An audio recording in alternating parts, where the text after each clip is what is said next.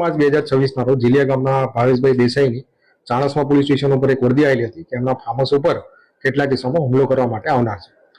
આ વર્દીના આધારે ચાણસ્મા પોલીસ સ્ટેશનની 112ની ગાડી તાત્કાલિક ઘટના સ્થળ ઉપર પહોંચી ગઈ હતી.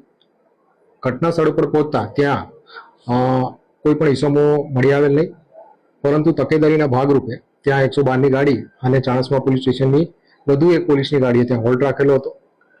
આ હોલ્ટના 15 થી 20 મિનિટ બાદ અચાનક 5 થી 6 ગાડીઓ અને કેટલાક ઇસમો પ્રાણઘાતક હથિયાર લઈને ત્યાં ધસી આવ્યા હતા. ઘટના સ્થળ ઉપર આવતા જ એમણે સ્ટોન પેલ્ટિંગ ચાલુ કરી દીધેલું હતું અને પોતાની સાથે રહેલા પ્રાણઘાતક હથિયાર લઈને ગાડીમાંથી ઉતરી ગયા હતા.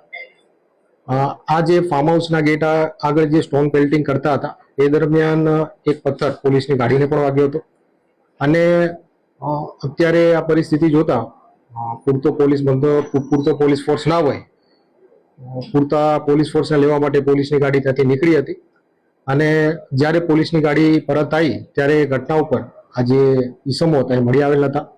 પરંતુ આ ગુનાની ગંભીરતાને ધ્યાનમાં લેતા પોલીસે કોમ્બિંગ દરમિયાન આ જે ઈસમો હતા એમાંથી 3 ઈસમોને ડિટેન કરેલા છે, એક ગાડી પણ ડિટેન કરેલી છે અને આ સમગ્ર ઘટનાને બાદ જે ફરિયાદીની ફરિયાદ છે એના આધારે કુલ 3 નામજોગ આરોપી અને 15 થી 20 અજાણ્યા ઇસમો વિરુદ્ધ રાયોટિંગ અને જીપી એક્ટની રિલેવન્ટ સેક્શન અંતર્ગત ઓફેન્સ રજીસ્ટર કરવામાં આવ્યો છે.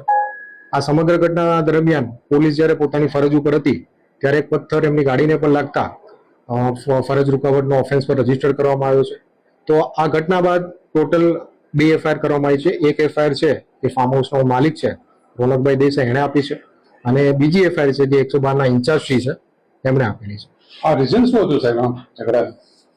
આ જે ઝઘડો છે અથવા જે પણ આ જે ઇન્સિડન્ટ બન્યો છે એમાં પ્રાથમિક તપાસ દરમિયાન એવું જાણવા મળ્યું હતું કે જીલિયા ગામે એક રામાપીરના મંદિરનું નિર્માણ થવા જવાનું છે અને આ નિર્માણ દરમિયાન જે ફાળો ઉઘરાવવાની બાબત હતી એ બાબતે ભાવેશભાઈ દેસાઈ અને જીતુભાઈ છે એની વચ્ચે જે બંદૂક થયેલું બોલાચાલી થયેલી હતી એના બાદ પ્રત્યાઘાતના ભાગરૂપે આ સમગ્ર ઘટના બનવા પામી હતી.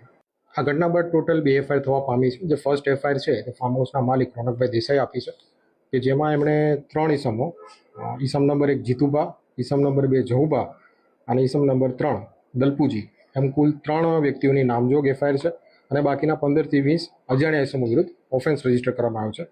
અને જે પોલીસની એફઆઈઆર છે એમાં ફરિયાદી 112ના જે ઇન્ચાર્જ છે એમણે ફરિયાદ આપી છે. કોની પણ અટકાયત કરી છે? અત્યારે જે કોમ્બિંગ દરમિયાન જે 3 ઇસમો છે એને ડિટેન કરવામાં આવે છે, એની સાથે જે ગાડી છે એને પણ ડિટેન કરવામાં આવે છે.